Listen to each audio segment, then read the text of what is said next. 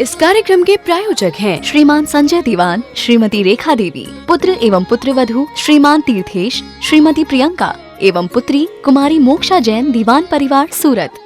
पुराण आपको इन बातों से भरे हुए मिलेंगे, जहां आप देखिए कौरवों पांडवों के बीच में युद्ध हो गया, उनके पांडवों के साथ में विचारों के साथ में क्या क्या दशा नहीं हुई, सीता के ऊपर क्या क्या नहीं बीती, कैसे कष्ट नहीं सहे उन्होंने, खूब धर्म किया। रामचंद्र जी इतने धर्मात्मा थे, फिर उनके साथ में क्या हुआ, आखिर इतने वर्षों तक वनवास और ऐसा ऐसा और परिस्थितियां बनी उनके साथ। भरत बाहुबली तो इतने धर्मात्मा थे, फिर उनका आपस में युद्ध हुआ, ऐसा हुआ। जीवनधर स्वामी के जीवन को देख लो जरा, विचारों को, कहाँ जन्म हुआ। जीवनधर स्वामी की घटना सुनी पड़ी है आपने कभी? क्षत्र चूड़ामणि नाम से एक ग्रंथ हमने चलाया था, अभी लॉकडाउन में ही पूरा हुआ, अभी बीच में सब वीडियो हैं, 250 करीब प्रवचन होंगे उसके ऊपर, सब वीडियो उपलब्ध हैं। तो जीवनधर स्वामी का जो जीवन चरित्र था, जन्म कहाँ हुआ था जीवनधर स्वामी का? मोक्ष गए, भगवान बने जीवनधर अपने यहाँ, उनका जन्म हुआ था शमशान में। राजा सत्येंद्र के बेटे थे, महाराजा सत्येंद्र के बेटे, और बहुत धर्मात्मा सत्येंद्र। और उनके जीवन में ऐसी घटना घट गई कि उनका जो सेनापति था, मंत्री सेनापति काष्टांगार, उसने धोखा देकर के इन्हीं के ऊपर आक्रमण कर दिया, महाराजा सत्येंद्र के ऊपर। इन्होंने रातों रात अपनी गर्भवती पत्नी को एक लकड़ी के विमान में बिठाया और विमान में उड़ा दिया, जाओ तुम, और खुद युद्ध लड़ते रहे उसके साथ। वो विमान जाकर किसी शमशान में जाकर के गिर गया, और वहाँ शमशान में विमान गिरा, विमान भी टूट गया। अब कुछ नहीं, वो राजमाता विजया माता, महाराजा सत्येंद्र की पत्नी, वहाँ उसने जन्म दिया एक पुत्र को शमशान में। नाम था उसका जीवनधर। खाने पीने को कुछ नहीं, कहाँ पलेगा, कहाँ बड़ा होगा। समय बदल गया, देखो अब कैसे समय बदल जाता है। फिर उसके बाद में ऐसा उदय बदल गया, ऐसा समय बदल गया कि वहीं शमशान में ही उसको लेने के लिए एक सेठ आ गया, सेठ गंधोत्कच। उस सेठ की संतान होती थी और मर जाती थी, संतान होती थी और मर जाती थी, मरी हुई होती थी संतान। उसने बहुत बार प्रयास किया, कुछ नहीं हुआ। फिर कभी एक महाराज मिले उनको, महाराज से पूछा कि महाराज ऐसा क्यों होता है? तो फिर महाराज ने उनको कोई जो कुछ भी कहा होगा कि भाई अब ऐसा होगा, अब तुम्हारे जो संतान होगी, तुम उसे जब, वो भी मरी हुई होगी, जब तुम उसे शमशान में लेकर के जाओगे तो वहां तुम्हें एक जिंदा बच्चा मिलेगा। क्या? तुम उसे ला करके जब पालोगे तो फिर उसके बाद में तुम्हारी सब संतान, फिर कोई नहीं मरेगी, फिर सब जिंदा रहेंगे। महाराज की बात उसको याद आ गई, बच्चा हुआ, बच्चा होने के बाद वो मरा हुआ। महाराज तो सही कह रहे थे, लेकर के शमशान में चला गया। अब शमशान में जन्म हुआ था जीवनधर का, जीवनधर का जन्म शमशान में हुआ। अब वहाँ बच्चे को लेकर के गए, अब अपने बच्चे को तो वहाँ संस्कार किया और ढूंढने लगे इधर उधर। उधर से जब जन्म हुआ था तो जीवनधर की माँ को ये किसी ने कह दिया था, कोई वन देवी प्रकट होकर के, कि कोई सेठ के यहाँ इसका पालन पोषण होगा, तुम्हें चिंता करने की जरूरत नहीं है इसकी। वो भी सेठ को आया हुआ देख करके छिप गई कहीं, और सेठ को पता था, वो देखने लगा कि यहाँ बच्चा है, कहाँ मिलेगा। माँ ने बच्चे के हाथ में राज मुद्रा रख दी, पता तो लगे अनाथ बच्चा है, कौन है ये, बाद में जो कुछ भी होगा सो, लेकिन जो ले जाए उसको पता तो रहे। सेठ ने उस बच्चे को उठाया और हाथ में मुद्रा, तो वो समझ गया कि ये तो कोई ना कोई भाग्यशाली है। बात छिपा ली और बच्चे को लेकर के घर गया, और घर जाकर के अपनी पत्नी को डांटते हुए कहा, तुम्हारी क्या बुद्धि खराब हो गई है? पहले 10 बच्चे मर गए, मरे हुए पैदा हुए, तो ये जिंदा बच्चे को मरा हुआ बता दिया क्या? ये तो जिंदा ही था। अच्छा, उसने, अब देखो दूसरे का बच्चा हो तो वो उतनी ममता से पाल नहीं सकती माँ, क्या? उनके यहाँ पले बड़े हुए, कैसी घटना चक्र घूम जाता है। अब सेठ के यहाँ पले बड़े, फिर कोई घटना ऐसी नई नई घट गई, फिर कहाँ जंगल में रहे, कहाँ क्या हुआ, कहाँ कौन सी सजाएं मिली, फिर दोबारा उनको वो राज्य मिल गया। ये ऐसे ऐसे घटनाएं चक्र बदल जाते हैं। कितने संकट कितने लोगों के जीवन में नहीं आते हैं। ये प्रथमानुयोग ऐसे घटना चक्र भरा पड़ा है। मैं आपसे पूछता हूँ, जो भी संकट जिसके जीवन में आए, चाहे वो सती अंजना के जीवन के संकट की बात कर लो, चाहे सती मनोरमा के संकट के जीवन की बात कर लो, मैं एक एक की कहानियाँ नहीं सुनाना चाहता।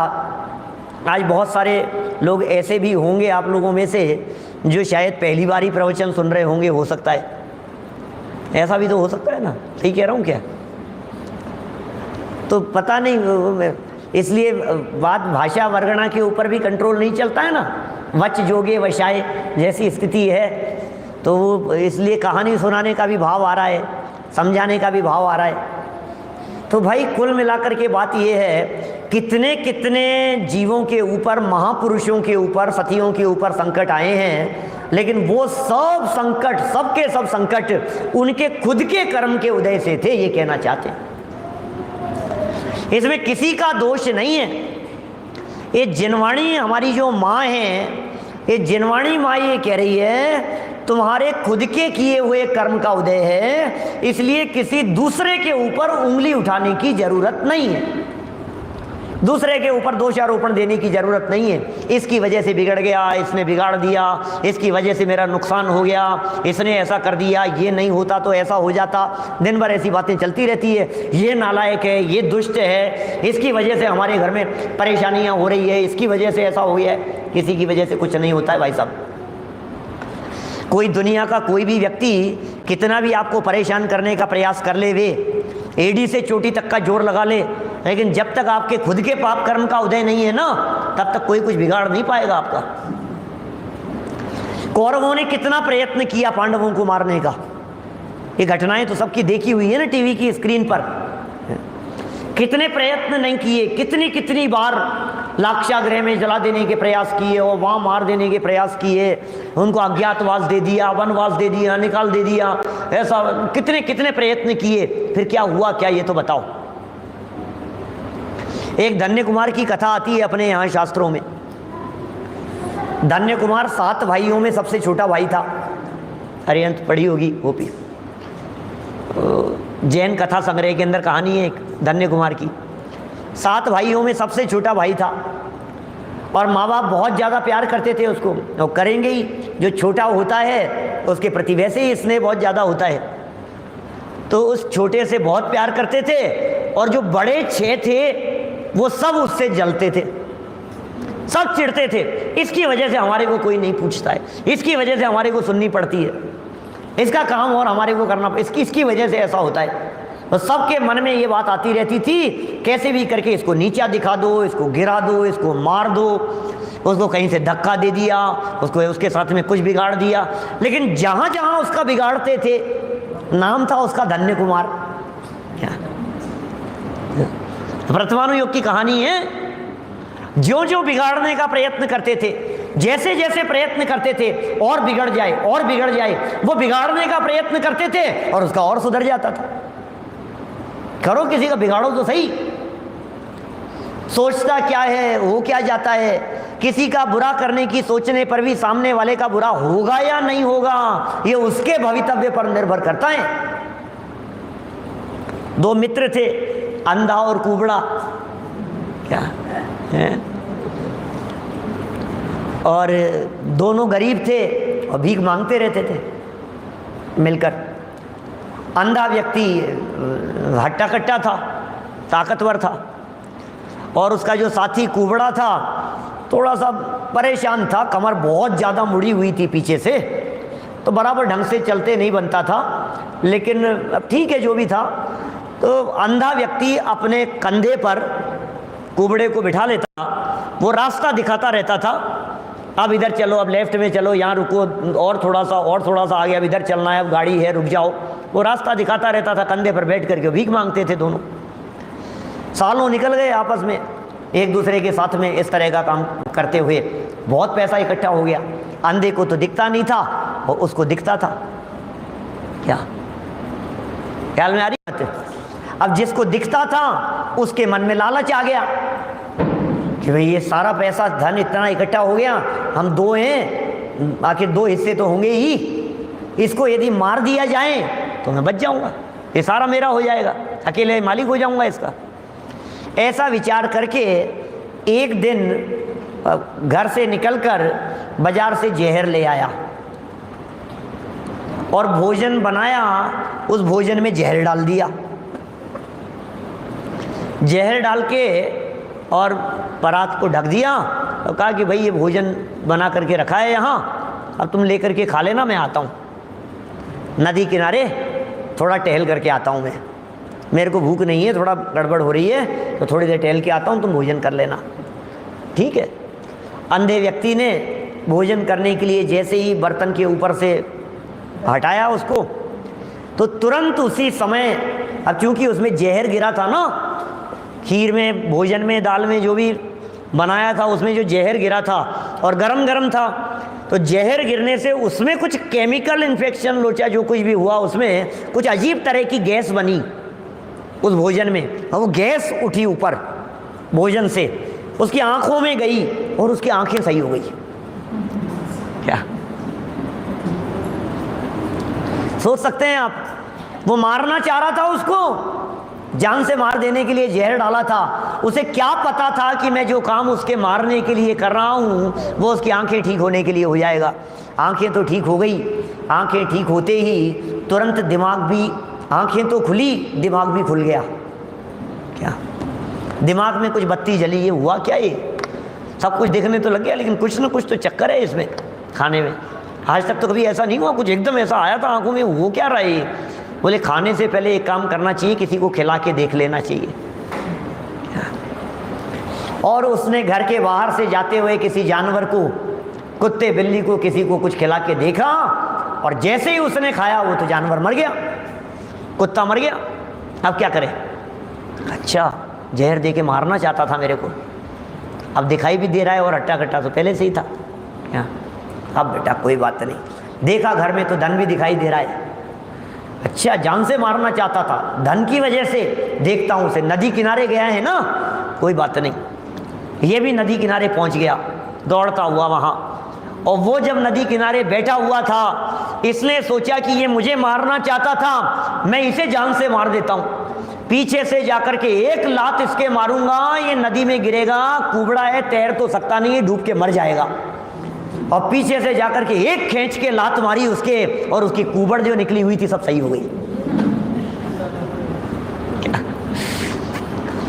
वो उसको जान से मार देना चाहता था, और वो उसको जान से मार देना चाहता था, वो उसको मारना चाहता था, उसकी आंखें सही हो गई। वो उसको मारने के लिए दौड़ता हुआ चला आया, उसकी कमर सही हो गई।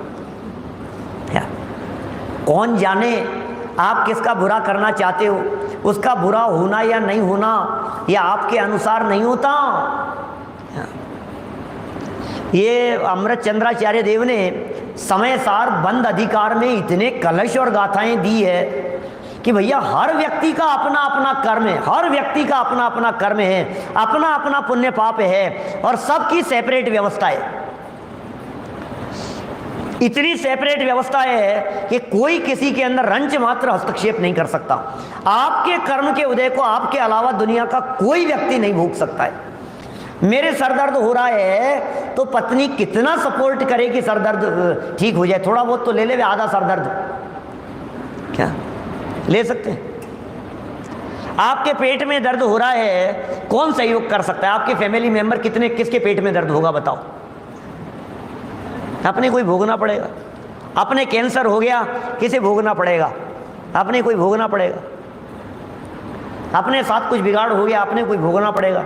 हर व्यक्ति का अपना अपना है, अपना उदय है, अपनी परिस्थिति है, और अपने अपने कोई भोगना पड़ता है। इसलिए भाई, जब भोगना मुझे अकेले ही है, अकेले ही भोगना है, तो फिर गंभीरता से विचार क्यों नहीं करते हो कि मैं क्यों बांध रहा हूं पाप, किसके चक्कर में बांध रहा हूं? ये सारे पाप जो मन में चल रहे हैं, इनका नाम है अपध्यान। अनर्थ दंड की चर्चा चल रही है। ये जो मन ही मन पाप बांध रहे हैं, किसको झूठ कहना है, किसको क्या कह देना है, खाम खामे झूठ के पुल बांधता रहता है। बिना ही मतलब बैठे बैठे ही बांधता रहता है। ये आप ध्यान नहीं है तो और क्या है, ये खोटा ध्यान ही तो है, विचार चिंतन खोटे ही तो चल रहे हैं, ये अनर्थ दंड।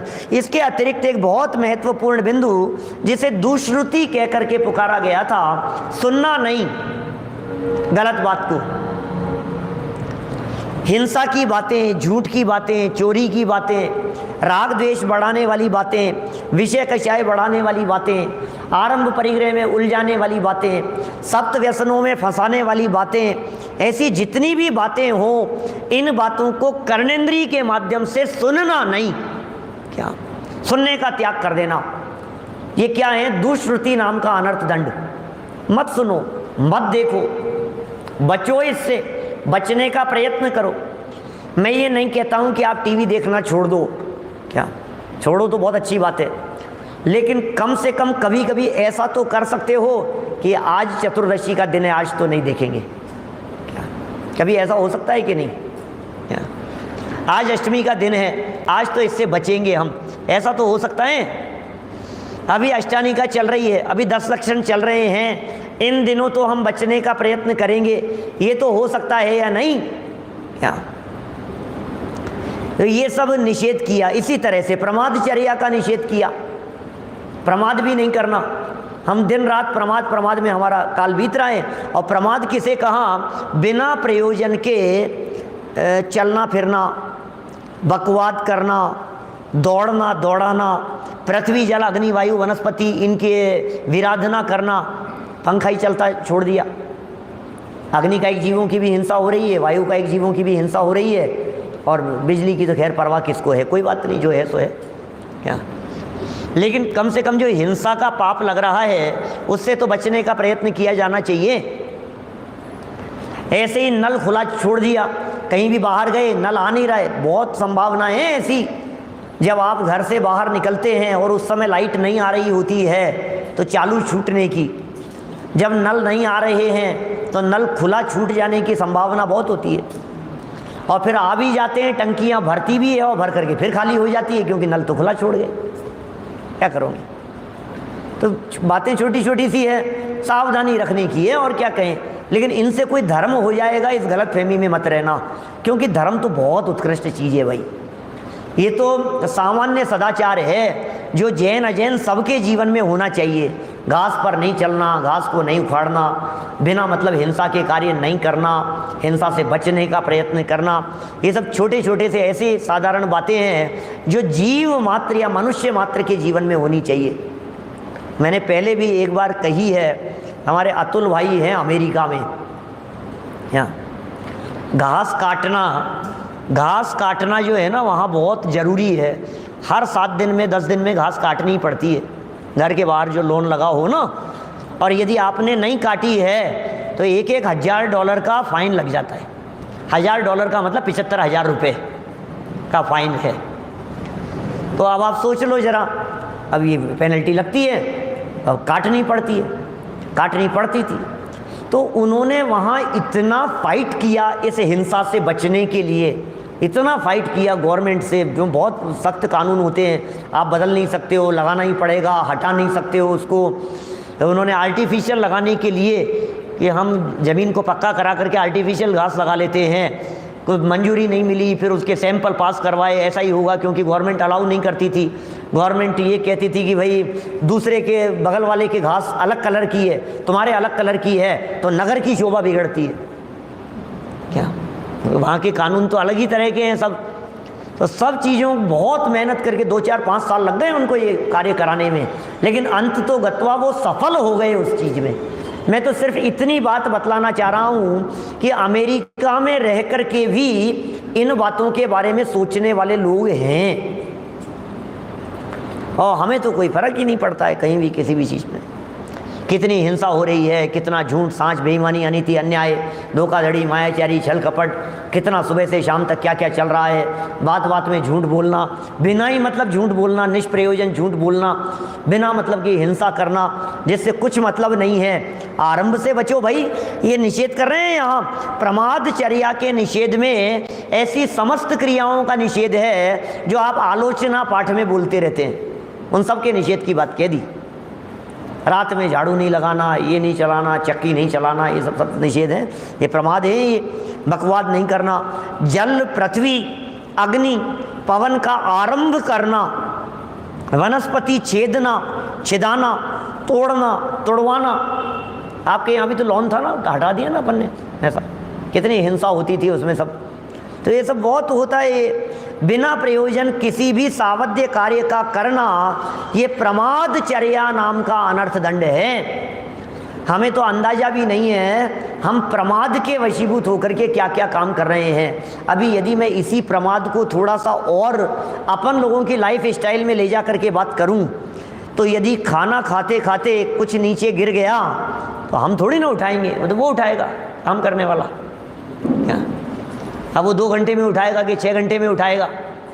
और नीचे गिरने पर जो चींटियां आएगी, जो जीव मरेंगे, उसका पाप किसके माथे पर चढ़ेगा बताओ? तो हमारा काम थोड़ी नहीं है। कुछ गिर गया तो उसे साफ करने का, उठाने का, गिर गया तो गिर गया, ढुल गया तो ढुल गया, बेकार हो गया तो हो गया। चाय का प्याला पी करके वहीं छोड़ देना, और फिर वो साफ करने वाला आएगा, धोने वाला, मांजने वाला वो करेगा। तो वो कब, आज तो छुट्टी पर है तो 3 दिन से पड़े हैं बर्तन, 2 दिन से पड़े हुए हैं, कोई साफ करने वाला नहीं है, और उसमें रात भर के पड़े हुए हैं, जीव मर रहे हैं। अपने अपने स्तर पर अपने को इन सब बातों के बारे में विचार करना चाहिए। ये सब आपके हृदय की कठोरता और कोमलता को दिखाता है। जिनके हृदय इतने कठोर हैं, उनके हृदय में ये वीतरागी तत्वज्ञान, जो भेद विज्ञान की बातें हैं, जो अकर्तावाद की बातें हैं, एक द्रव्य दूसरे द्रव्य का कर्ता धर्ता नहीं है, उनका क्या होगा बतलाओ? ये बातें कैसे उतरेगी? हमारे भगवान वीतरागी हैं। 7 तत्व क्या होते हैं, 6 द्रव्य क्या होते हैं, सोचिए जरा। 6 द्रव्य जानते हैं, 7 तत्व जानते हैं? 6 द्रव्य, 7 तत्व, 5 अस्तिकाय, अकर्तावाद, 4 अभाव, 5 भाव। ये जो सिद्धांत की बातें हैं, इन सैद्धांतिक बातों में जो रहस्य छिपे हुए हैं, ये गहरी बातें, सूक्ष्म से सूक्ष्म गहरी बातें, ये हृदय में उतर नहीं सकती है, क्योंकि भूमि चाहिए। भाव भूमि जब तक निर्मल नहीं होगी, तब तक अंदर में भाव भूमि निर्मल नहीं होगी, तब तक ये तत्वज्ञान का बीज अंदर में प्रवेश नहीं करता। कितनी भी ऊंची ऊंची बातें कर लो आप। ये जो संयम प्रकाश ग्रंथ आचार्य महाराज सूर्य सागर जी साहब द्वारा लिखा गया है, ये इसलिए लिखा गया है कि इसे पढ़कर सुनकर आपका जीवन उत्कृष्ट बनना चाहिए। अकेले संयम प्रकाश ग्रंथ की बात नहीं कर रहा हूँ। 50, 60, 56 जितने अपने श्रावकाचार ग्रंथ हैं, क्या जितने श्रावकाचार ग्रंथ हैं, सब जगह पर इन व्रतों की चर्चा की गई है ना? क्या सभी जगह पर चर्चा की गई है? अब सब लोग श्रावकाचार ग्रंथ पढ़ते हैं तो सबका जीवन उत्कृष्ट भी बनना चाहिए। अकेले किशनगढ़ की बात थोड़ी ना है यहाँ, ये तो पूरे देश की चर्चा है, अकेले किशनगढ़ की चर्चा नहीं है। क्या देखो क्या कह रहे हैं, 559 नंबर पेज पर ये प्रमादचर्या नाम के अनर्थ दंड की चर्चा चल रही है। बिना प्रयोजन मत चलो, बिना प्रयोजन मत दौड़ो, बिना प्रयोजन कुछ ऊटपटांग काम मत करो, बिना प्रयोजन निष्प्रयोजन कार्य तो नहीं करने चाहिए। बकवाद मत करो, खाम मत बोलो, बोलने पर भी कंट्रोल रखो, चलने दौड़ने पर भी कंट्रोल रखो, और 5 स्थावर जीवों की हिंसा से विरक्त होने का प्रयत्न करो। और बिना प्रयोजन किसी भी सावध्य कार्य का करना, ये प्रमादचर्या नाम का अनर्थ दंड कहलाता है। क्या आज हम किशनगढ़ में हैं, अभी भ्रम हो गया कुछ लोगों को, कोई दिल्ली समझ रहा है, कोई कोटा समझ रहा है, कोई कहाँ समझ रहा है, और सब मनगढ़ंत चर्चाएं करते रहते हैं। कभी कभी ऐसा भी लगता है मुझे कि लोगों को ये जानने में ही रस रहता है कि आज आप कहाँ पर हो, और फिर कुछ लोग अपने मन से कुछ भी लिख देते हैं, और फिर कुछ लोग कुछ भी करते रहते हैं। क्या किशनगढ़ में हैं अभी हम, है ना? देखो क्या लिख रहे हैं यहाँ, किस किस का आरंभ करना, यहाँ बकवाद करना, दौड़ना दौड़ाना। अब ये दौड़ने में मजा, खाओ में दौड़ रहे हो, और दौड़ने में पता है क्या होता है, दौड़ने में आप नीचे देख करके नहीं चल पा रहे हो। इस कार्यक्रम के प्रायोजक हैं श्रीमान संजय दीवान, श्रीमती रेखा देवी, पुत्र एवं पुत्रवधू श्रीमान तीर्थेश, श्रीमती प्रियंका एवं पुत्री कुमारी मोक्षा जैन, दीवान परिवार सूरत।